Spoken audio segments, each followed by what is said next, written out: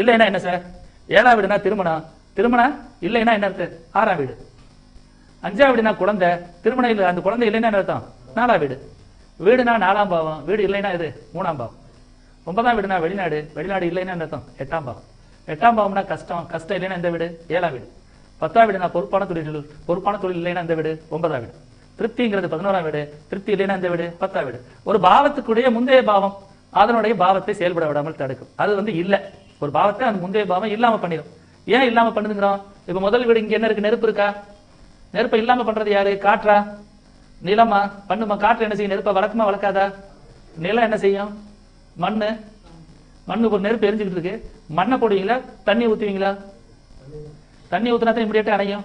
அப்போ ஒரு விஷயத்தை இமிடியேட்டா தடுக்கக்கூடியது யாரு? அதுக்கு முந்தைய வீடு தானே. பஞ்சபூத தத்துவத்துல கரெக்டா தானே சொல்லி வச்சிருக்காங்க, கரெக்டா தானே சொல்லி வச்சிருக்காங்க. இப்ப நிலம் என்பதை கண்ட்ரோல் பண்றது யாரு? நெருப்பு. இந்த பூமிக்கு கீழே என்ன இருக்கு? நெருப்பு குளம் சுத்திட்டு இருக்கா இல்லையா?